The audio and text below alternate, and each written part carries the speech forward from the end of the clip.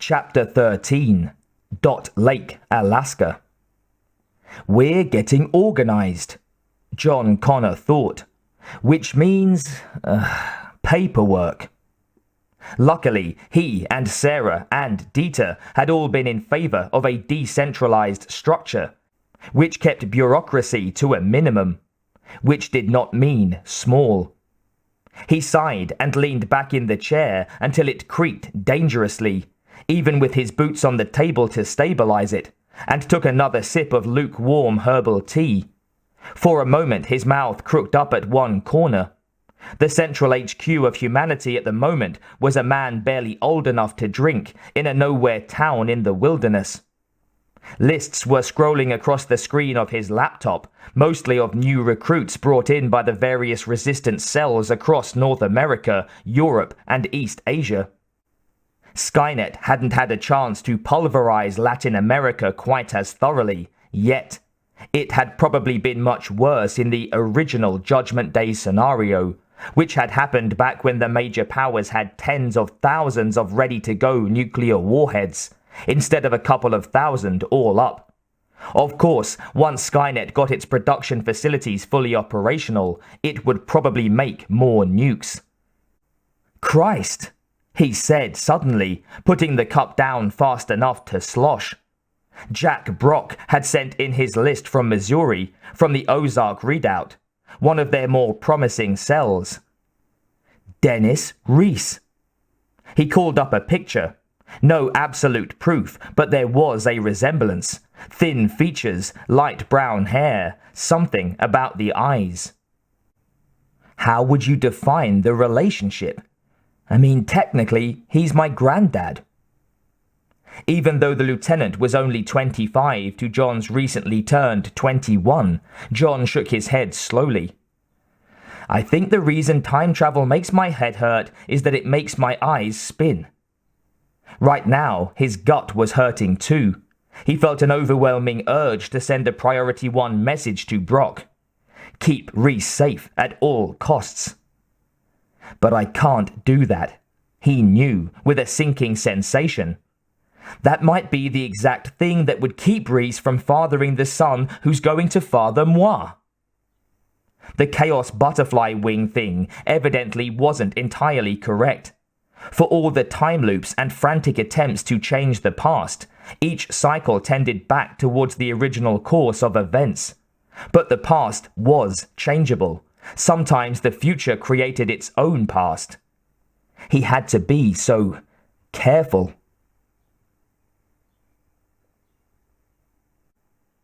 John turned his attention to the single truck and bus waiting for the passengers in the town square.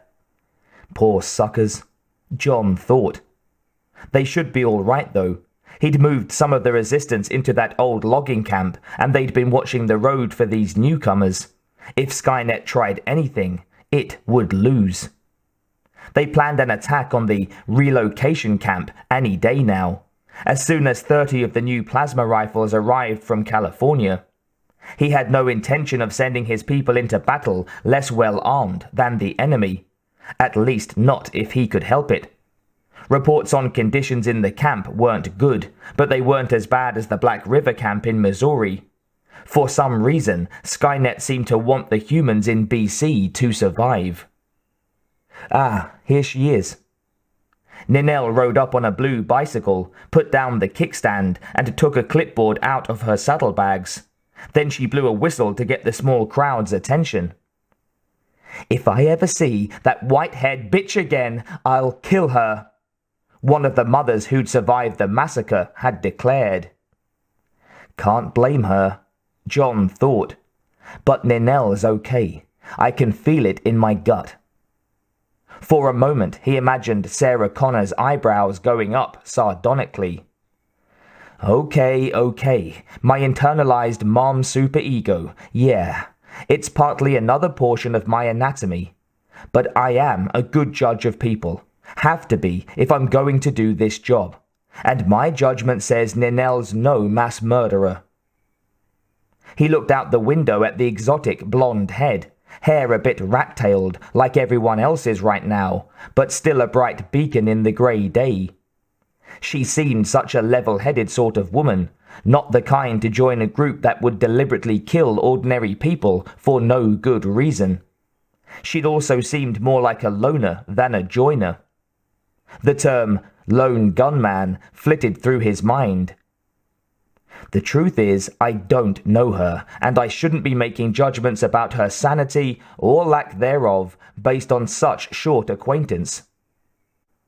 Another phrase he was having trouble tamping down. He was so quiet, so helpful, seemed like such a nice fella. He so didn't want it to be true. Ninelle was such an endearing little thing. She kind of looked like a blonde, blue-eyed Bjork, elf-like. Although, Tolkien aside, mythology didn't paint elves as friendly to the average human, but as chancy and extremely dangerous. It didn't take Ninelle long to process the travellers, and soon she was waving goodbye. John kicked his bike to life and roared up behind her. She kept her back to him as she put away her clipboard. "How is it that you can run that thing?" she asked loudly enough to be heard over his motor. Ninelle looked at him over her shoulder. "Are you hoarding or something?" "Or something," he said, and cut the motor. "I jiggered it to run on wood alcohol, and I've set up my own still." She looked impressed, which pleased him. Then she frowned. "It doesn't burn very clean, though, does it?" He twisted his mouth. "Does it matter at the end of the world?" She laughed. "It's not the end of the world. And yes, it does matter." She grew serious. "It always matters." Some small flake of dread sank through his being. Her parents had been activists, ineffectual activists for an idiot cause, but an upbringing like that had to have some effect on her character. "Can I buy you a burger?" he asked. She grinned. "If you could buy me a burger, I'd give you a medal.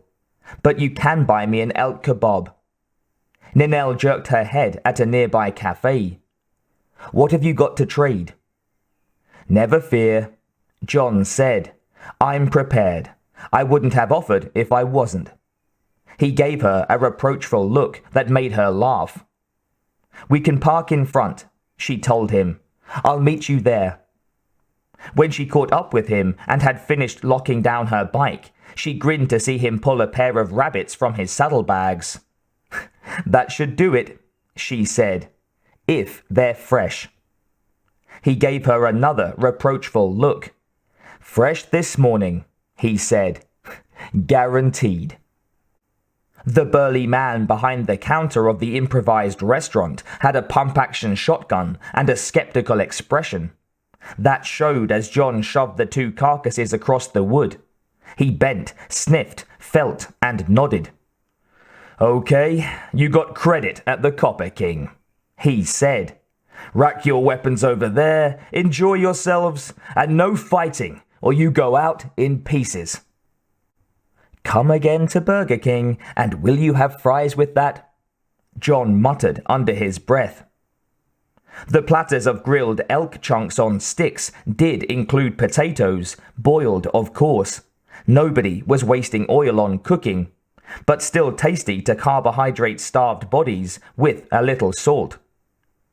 "So," Ninelle said, biting into the juicy meat, "did you get to the camp at BC?" "Not all the way," John said. "As you said, it's a long haul." She shrugged. "I'm a little disappointed. I've been wondering what it's like and if I should pack up and go. Thing is, I don't want to leave my dogs behind." "Dogs?" he said. "You have a team?" Shaking her head, Ninelle smiled. "Only if you think a pair is a team. No, they're good hunting dogs, and they're my buds. I couldn't just abandon them." "I like dogs," he said, a little wistfulness to his tone. He sipped his chamomile tea, not liking it much. Then, putting the mug down, he looked at her carefully. "What?" she said. He shrugged. I have my doubts about these buses and trucks.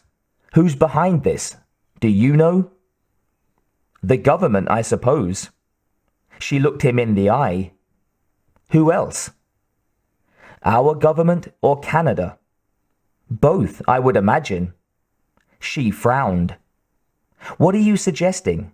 You think these people are being kidnapped or something? By Canadians?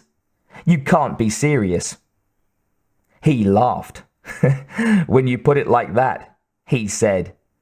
But seriously, you don't know who's behind it, and I find that worrying. How did they recruit you anyway? I knew some people who were involved and they asked me to help. She looked at him with concern. They're good people, John. I don't think they'd hurt anybody. So because you trusted them, you were willing to take the whole thing on faith? Ninel sat back, frowning. I feel like I'm being accused of something here, not least of being stupid, and I don't like it. He held her gaze with a severe look of his own. I didn't go all the way to the camp because the buses stopped short of it. Everyone figured it was a rest stop and got off. Understandably, after a ride of about 4 hours. She was frowning in puzzlement. They were attacked. Whoa, she said quickly. That doesn't mean the people who run the transports are responsible. Come on, Ninel. Who else knew that the automated transports were going to stop right there, huh? But beyond that, I know that people from the camp came hunting them.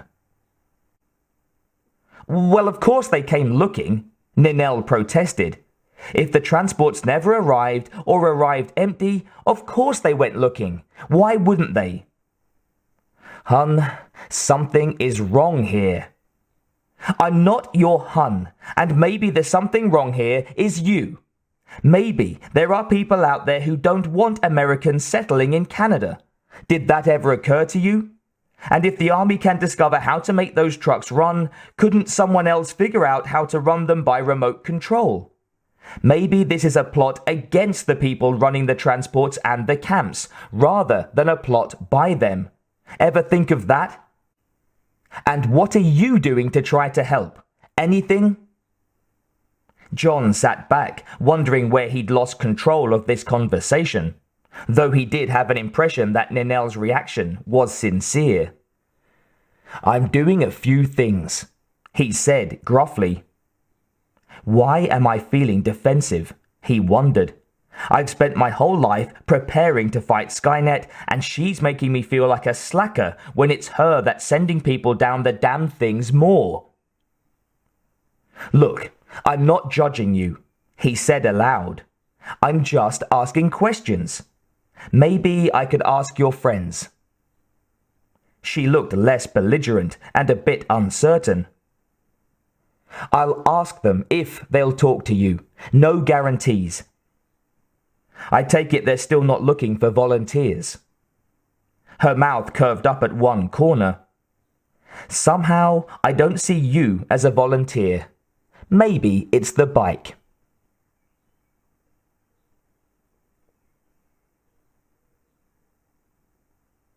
Alaska.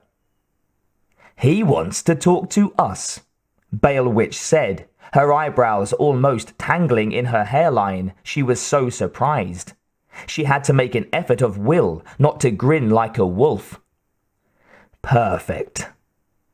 Ron LeBain wanted John Connor found and neutralized, and John Connor wanted to come over for coffee. Life generally didn't work out this well. Do you know him? Ninel asked. It was clear she'd noticed Bale Witch's surprise. No, but Ron does, Dog said. And I don't think he likes him. Bale Witch threw him a warning glance, which Ninel saw. What did he say? She asked, sinking slowly into one of the kitchen chairs. That he was dangerous, and that he was trouble, and that we should stop him now before he recruits too many followers. Dog grimaced into his cup of mint tea. Christ, I wish I had a beer. Balewitch rolled her eyes in disgust, and Ninel looked from one to the other. Is this the right John Connor? She asked. I've never seen him with anyone else. Her eyes took on a distant look for a moment. When he used to hang out at the Klondike, he was the kind who just wanted to shoot pool and have a laugh. I never heard him talking politics or anything like it. Ron thinks he is, Dog said, still looking into his tea. Balewitch glared at him. Still, both John and Connor are common names, and the guy Ron was talking about was seen in Canada. In Canada, Ninel said. Nervously, she brushed her bright hair back from her face. Dog and Balewitch exchanged glances. Yeah, Balewitch said at her most grandmotherly. We didn't want to tell you, but there was an attack on the last convoy. She lowered her eyes and pursed her lips. A lot of people were killed, and we still haven't found the survivors. She looked up at Ninel. A young man on a motorcycle was one of the shooters. Dark hair, sunglasses. But Ron is sure that it's this John Connor. The younger woman's mouth opened slightly, and she hunched forward as though struck by a sudden pain. She blinked rapidly, then looked at the concerned faces of her two friends and comrades. It does sound like him, she said quietly. What do you want me to do? Get close to him, Dog said, leaning forward avidly. Find out what he's up to. Ninel blinked at him, then frowned. Don't you think we should tell the authorities? Yeah, Balewitch said, her tone of voice implying that she was asking Dog just what he was thinking. Why? Dog asked. They'll want proof, and all we've got is suspicions. But if we can get him to commit some course of action and then catch him in the act, we'll have him dead to rights. His eyes told Balewitch that he was intending to lean heavily on the dead part. Balewitch said thoughtfully. I see your point. She looked at their young recruit. Are you game? Ninel frowned uncertainly. I don't know, she said. I'm not one of those glib people who can make people trust them. Balewitch stared at the pretty young thing, her chin cupped in her hand. If I had her looks, I could convince the average man that he had a purple ass and tentacles on his head. It wasn't modesty, she knew. It was too unself-conscious for that. This was pure innocence. And if she couldn't work it into a shape she could use, she'd change her name to Turkey Girl. She patted the girl's hand. Don't worry about it. Just try and spend more time with him. Tell him we weren't home and you couldn't find us. Invite him to your house for dinner and make it up to him. After that, let nature take its course. Just remember, the less said, the better. That way you can't trip yourself up and you'll have less to remember if he asks you questions. Don't worry, Dog said, giving Ninel a comradely slap on the back that was meant to sting. You can do it. And remember, it's for the cause. Ninel's expression went from thoughtful to determined at that, and the two Luddites grinned at each other over her head. Near Fairbanks. You're sure about this? John said, scratching distractedly. I wish we had more soap. God, if typhus gets started. Far away in the Quebec wilderness, Snog rolled his eyes. The satellite link didn't quite convey the full smug self-confidence of it. No, I just thought it would be fun to tease you. Yeah, I'm sure. You must have received the same image I'm sending. Hey, simmer down. Sheesh, I should know better than to question the maestro. I'm thrilled, honest. It's just so good, it's like, it's too good to be true. Unless Skynet has discovered our link and there's no evidence of that, then this is the real deal. John looked down at the schematic on his screen. This was one of the famous automated factories built in secret in wilderness areas. The drawing showed the loading zones, the micro-hydro station that powered it, the computer centrum. That thing was not built with human beings in mind, he thought. All those conveyor belts and the passages are just about big enough for a large dog. Probably has little repair bots scurrying around inside them. The Resistance geeks had traced its whereabouts based on painstaking study of innumerable satellite photos. John had known that it had to be somewhere near the fake relocation camp, but even so, finding its exact whereabouts had been a Herculean labor. Okay, John said. Congratulations to you and your team. Well, thank you, oh great military dickhead, Snog intoned. Connor chuckled. He'd told Snog his teenage nickname for the self he was growing towards. You're welcome, my son. Go forth and find me some more. More? Connor wants more. God, you're such a taskmaster. You sure your name isn't Legree? Get used to it, bud. This goes on for a while. Take care out there in Les Boonies. Connor, out. John leaned back in his chair, his eyes gleaming. This would be their first big assault on Skynet. His blood sang at the thought. Finally, I get to strike first.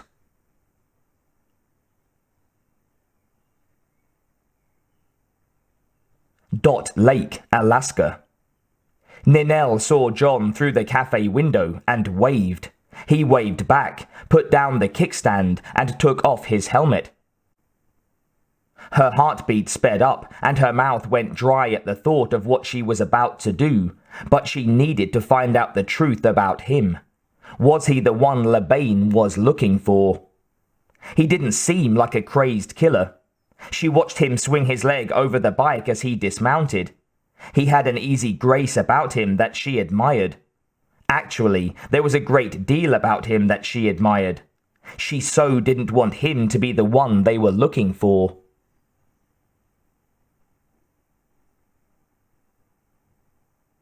She's looking a little tense, John thought. He smiled at her, even though he was feeling a bit stressed himself. Well, you're supposed to feel a bit tense on the first serious date. He went to the counter first, as the new custom dictated, and pulled out a small, half-empty tube of toothpaste. It rang on the counter with the resonance of a gold coin in happier days. Cup of mint tea and a bowl of rabbit stew, Ray, the owner, said. John nodded. He thought he was being robbed, but the smell of the cooking meat and its wild garlic accompaniment was making his mouth water. Besides, he was eager to talk to Ninel and didn't want to waste time dickering. He could feel her looking at him, her eyes burning holes in the back of his leather jacket. In seconds, the order was in front of him on a tray. Ray had added a side of bread, and John nodded and grinned in appreciation. He hadn't had bread in weeks. He put the tray down on the table between himself and the girl. Check this out, he said, indicating the bread. She smiled and nodded. I had just gotten in new supplies, she said, so I have quite a bit of flour. Enjoy. He did, savoring every mouthful. I kept thinking about that hamburger you offered me, Ninel said. Never thought I'd want something so badly, you know. It's like my teeth want to chew ground beef and nothing else will do. I hear you, John said. I hadn't realized how much I miss bread. Butter would be nice, he said philosophically. But this is great. She bit her lip and looked down, drawing a circle out of a spot of spilled tea. They weren't home, she said, and glanced up at him through her lashes. She shrugged and sat back. I have no idea where they are or when they'll be back. They do this, go away and come back with no explanation. He looked at her for a moment as she lowered her eyes uncomfortably. Was that why you looked so tense? He asked. Did you think I'd be mad or something? Ninel sighed and looked down at her hands. I dunno. You weren't specific, but you were implying some awful things. She frowned and raised her eyes to his face. Now I don't know what to do. They looked at each other, both communicating distress, then mutually lowered their eyes. I can understand how you feel, John said. They're friends, I guess. People you've trusted anyway, and now you can't even ask them questions. Yes, she said. That's it, exactly. I'm supposed to organize another group day after tomorrow, but how can I under these circumstances? And you know, they might not know anything more than I do. He nodded sympathetically. But you still want to do something. Well, yeah. She shook her head. Things aren't going to get better by themselves. He looked at her. Should he try to recruit her for the resistance? She might already be in the enemy camp without realizing it, he thought. Of course, so might her friends. But somehow he doubted it. It wasn't until recently that he'd realized that at least for some time Skynet needed, and would continue to need, human allies. Whether they realized they were helping a homicidal machine was immaterial. Given what had happened in Missouri, at least some of Skynet's minions were willing, even eager, to kill for it. If he could convince Ninel that these people were up to no good, or at least were being led to do no good, he might also be able to convince her to feed him reports about what they were up to. It would be a lot easier than trying to get one of his people to try to infiltrate the group cold, which might even be impossible. Look, he said quietly, maybe we shouldn't get too deeply into this here. She looked around. It was just Ray and them, and though the proprietor seemed busy, he might be listening. With the loss of all radio signals, people's voices seemed to carry more. Ninel smiled. Okay, she said. Why don't you come to my home for dinner? He blinked. I'll make French toast. I'm there, John said. Even if she intended to shoot him, if there was the remotest chance that he'd get some French toast first, it was worth the risk.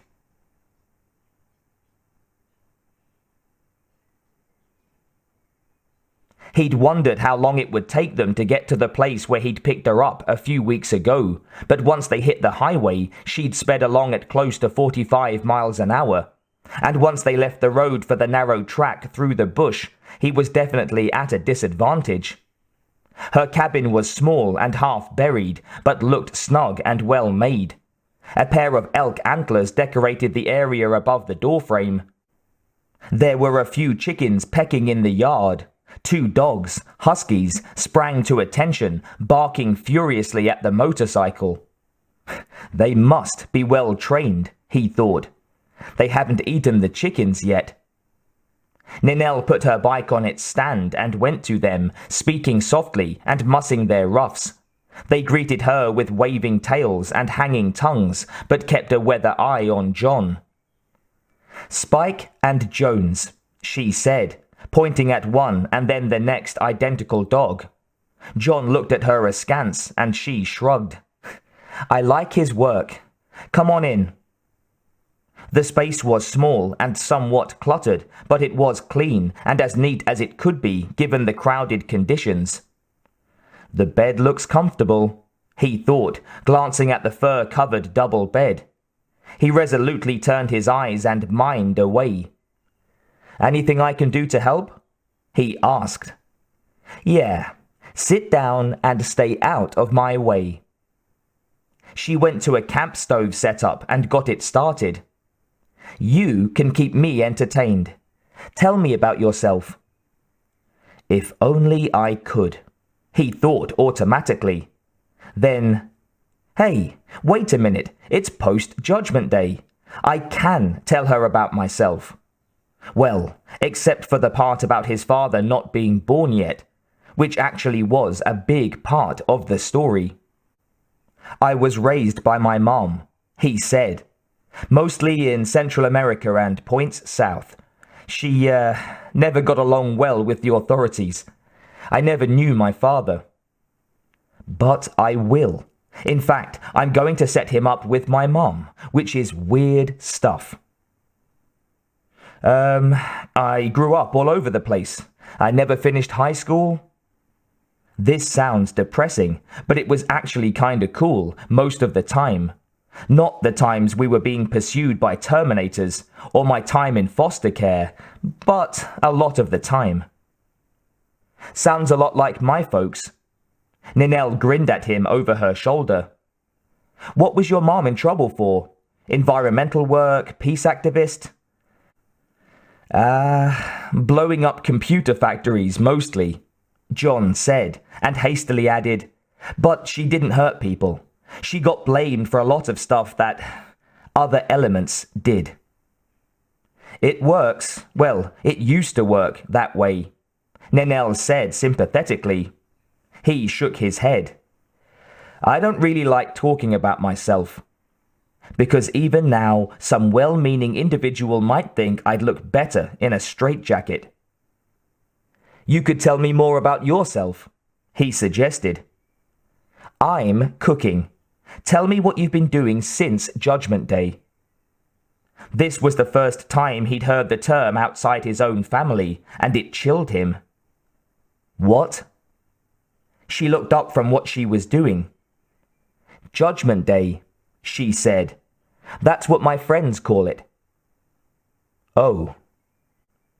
It had come from Skynet?